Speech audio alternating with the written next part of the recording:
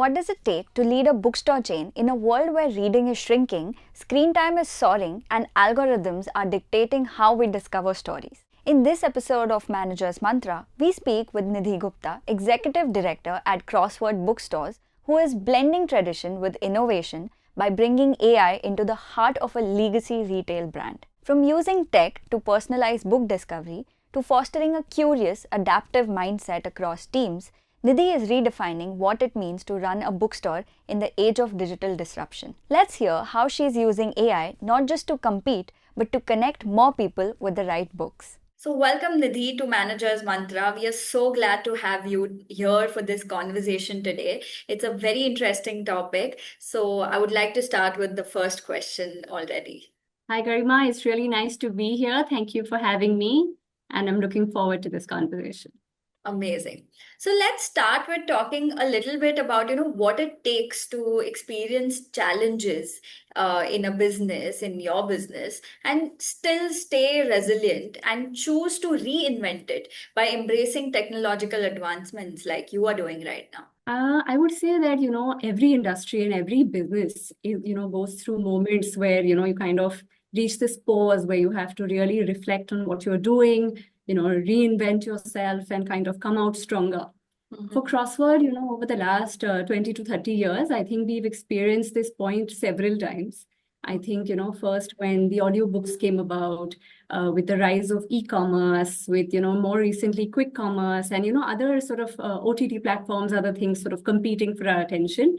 We've experienced this point many times, which has, kind of challenged the very existence of bookstores. But I think we have seen each sort of threat or each challenge as an opportunity to reinvent, to, reflect on what it is that we really stand for. And I think that's helped us, kind of come out stronger on the other side each time. But, is there any particular thing that you stick to or, that keeps you going in such a difficult time? Or, maybe just testing time? I think it all comes down to the deep-rooted passion that we all have. I think that this is an industry which is purely driven by a deep-rooted passion for books and reading. I think that is really the essence of, what we stand for, making sure that we, sort of keep reading, making sure that we put out good books out there and make more readers. I think that's the, real driving force. That's amazing. Now, talking about changing times. Now, AI is changing businesses the way internet did, back in the day. Now, especially in your sector, like a bookstore, the industry is at the forefront of for the lack of a better word, threat that it brings in, right? So, what mindset shifts did you foster in your teams to transform how they work and integrate AI in their daily lives and daily operations? So AI is a game changer for all of us. I think across industries, across businesses, I think you wake up each morning not knowing what to expect, not knowing what new sort of breakthrough is going to come about, how it's going to impact your lives. At Crossword, I think what we have kind of been doing is, embracing this change. I think that, encouraging a curious mindset. I think across teams and departments, we encourage our people to kind of leverage the tools that AI offers, whether it's in data analytics, whether it's in understanding the customer better, whether it's in increasing efficiency, supply chain operations across departments and across teams. I think that if you can use AI to improve your efficiency and add value to what you're doing, I think we're all for it. I think as long as you're still thinking and not using AI to think, it's going to benefit and it's going to be more good than bad. Right. So you're saying, we shouldn't be scared of AI, but actually embrace it and use it for better productivity, maybe. Absolutely. I think, history is testimony to that. Whether it is, the internet or, there have been so many disruptions that we've read about, we've experienced in our lifetimes, and they only made things better. I think that, sometimes people get too caught up in a sort of doomsday kind of thought process, which I mean, I don't think that, we have to believe in that. We have to know that this is going to make our lives better. That's amazing. Now, that's more of AI in the business side, on your side. But what about, or like, what do you think? How will AI have an impact or how will it shape the way customers discover and connect with books in the future? I think that, so far we've used kind of, buying behavior or customer behavior to kind of better recommend books and to understand what the customer is looking for. I think AI can, we foresee a time where, we'll be able to recommend the right book for the right moment, the right mood, and, the right sort of need in a person's journey, in a person's life.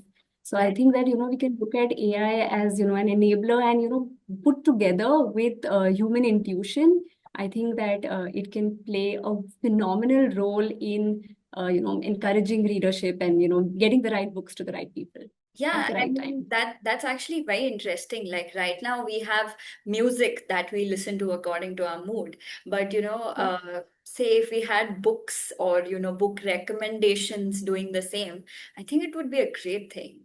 I think what's it called? Spotify Wall. That's the Yeah, platform. I think if even that for books, right?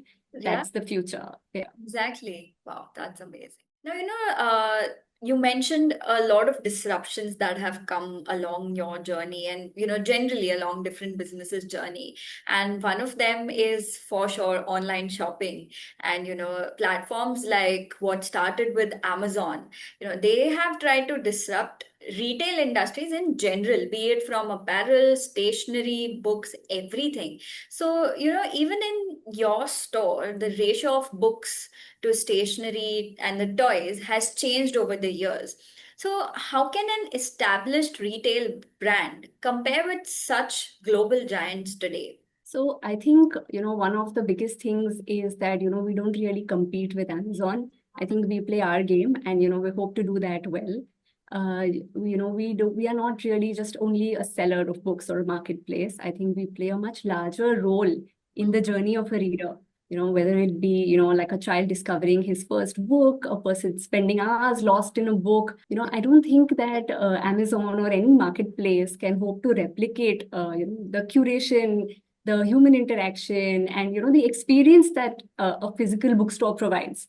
So I think that that's the crossword difference. That's where we hope to kind of stay, not compete and kind of win in this sort of and continue to thrive in the current scenario. Also talking about other categories, I'd like to mention that Crossword always stands for books. We're a books first brand, and the other category is that, we carry, they will always complement books, they will always be there. But books is really what we stand for. And, that's always going to be the forefront of what Crossword stands for. Right. So, the other categories are also more like complementing books, but they, Yeah, standalone books is the main thing. absolutely. That's Absolutely. Yeah, that's great. And being someone, I guess, one of the late 90s kids, I think, I am also a part of that crowd that, got their first book from a crossword, and I have some dear memories from there. But sadly, you see it around that the diminishing attention spans and, so much video content available. How does a traditional bookstore remain relevant and continue to flourish in this time and age? Yeah, I think we get that a lot. I think that, in a time, we're living in a time where average attention span is less than 7 seconds. Yeah. We're getting more impatient, a lot of things competing for our time, whether it's OTT platforms, podcasts, several means of consuming content. I Right. think that in a time like this, bookstores become even more relevant because I think that, we're going to need this sanctuary of calm to kind of slow us down, to help us to sort of reflect and really slow down and cut out the noise. I think that going forward, as we get busier, as life gets more fast paced, I think bookstores are going to become even more relevant to Mm. keep us sane and to keep us grounded, to keep us connected to ourselves. I think that's where bookstores will continue to play a vital role going forward. I hope that is true, and I hope, it comes true because I know the world needs it for sure. Now, coming to a little bit about your professional journey, your personal journey, what personal or professional changes does a CEO or a director need to make to drive ambitious, forward-thinking strategies, especially in a fast evolving retail sector? I would say that, leadership today is about being all in. I think that, if you have to lead or you have to be at the forefront of a company that's growing, you need to roll up your sleeves. You need to kind of be all present. You need to put aside your ego and, everything that you know, in fact. I think every day, you need to walk into work ready to unlearn everything that you know, ready to be taught by new voices, new experiences. I think that this reflects, a big sort of part of my journey. I think every day, I learn something new. There's newer teams, there's younger teams, there's, and technology. I think every day teaching us new methods, telling us to forget what we know and be ready to adapt, be ready to, accept the new norms. Right. So being humble and open to learning is the key, basically. Absolutely, absolutely. I think it's about collaboration. I think it's not really, sort of leading from the front. I think it's working with your team and building something together. That's amazing. Now, talking about the fact that you have been in the marketing and merchandising industry for decades, okay, how, according to you, has the sector changed over the years, and what skills, according to you, young professionals need to succeed in today's world? I think, with regards to marketing and merchandising both, I think it's the kind of the focus has changed from product first to people first. I think that, it's not really just about selling a product. It's about the entire narrative. It's about creating an experience around it. And I think that, a marketer today or, a merchandiser needs to appeal to the emotional sensibilities of the customer. It needs to be able to, resonate with, what the person needs, what the person's thinking, what the person is experiencing.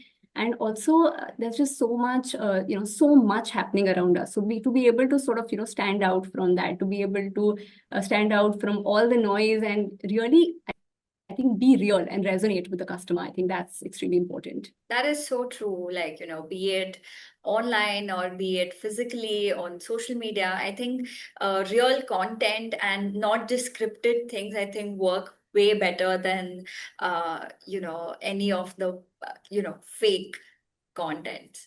That is, Absolutely, yeah. absolutely. Couldn't have said it better. Yeah. There's a fact that on one hand, people are reading less, and number of bookstores, libraries, generally they're reducing if you see on a holistic level. While on the other hand, book publishing is growing with the new age authors. They're writing so many books. This it has basically become more of a fashion or a fad, as you would call it. Mm. So, what do you have to say about this dichotomy of this phenomena? It's definitely true. I think there's a lot more, there's a lot more content, there's a lot more authors, a lot more voices. I Mhm. think that, a lot of people have stories to tell. And, they're finally, I think there's a democratic platform that allows them to do it. So, there's definitely a lot of more books that come our way. And, perhaps really that goes down to what our vision is. Our vision is to enrich the world through the power of books. So it's kind of, there are a lot of fantastic books waiting to be read. So we need more readers. So I think, even as part of our journey, we are, looking to open and expand and, add more stores. We're at 125 stores. And we're hoping that, in the next 3 to 5 years, the country can see at least 300 stores. And the sole objective and the vision is to grow readership, get more readers. That's amazing. Now, this is almost my last question. So, Okay. hypothetically, if you were to start a pure play bookstore today, would you do it? And if yes, why and how? Absolutely. I think, the answer to that is yes. I think that as an individual and as a family, we are, well, I think we love books. We're passionate about it. We know the value that it brings to a person's life. And so definitely, we would like to continue to do that. We would like to add more bookstores. And I think that a bookstore needs to be more of like a cultural community center, more than a place that just sells books. It has to be a place where people can connect, where people can, sort of reflect, be themselves, meet with other people and sort of, grow together. So I think, especially, like I mentioned earlier, in this fast-paced world, we need bookstores. We need bookstores to slow us down, to connect with ourselves. And hopefully we can sort of continue and participate in that mission to grow readership. I totally agree with you, but I have one follow-up question. Say a young entrepreneur who also aligns with your thought process and, wants to promote reading, build that community around books. What would be your one advice to that person that, how can they actually do it? Like, maybe I know one advice would be very less, but maybe something that maybe around building that community, or maybe something different they can do which has not been a practice in the past, or something like that. I think the answer to that would be really like it should come from within. It should be out of pure passion. I think this is not just a business that you just look at the numbers and the feasibility chart and then you run. Having said that, make sure that you have those numbers right, because you have to make sure that you have to survive and grow. And I think if you look worldwide, bookstores continue to grow and thrive. New bookstores continue to open. Of course, stores will shut down, but new stores will come about. And bookstores are here to stay. That's amazing. I hope that we see more people in bookstores going ahead. We see more children reading more and more books. Thank you so much for joining us today and sharing your thoughts. It was a very crisp and engaging interaction. I had fun for sure. I'm sure my viewers will also love it. Thank you so much for coming on board. Thank you very much. I had a great time chatting with you as well.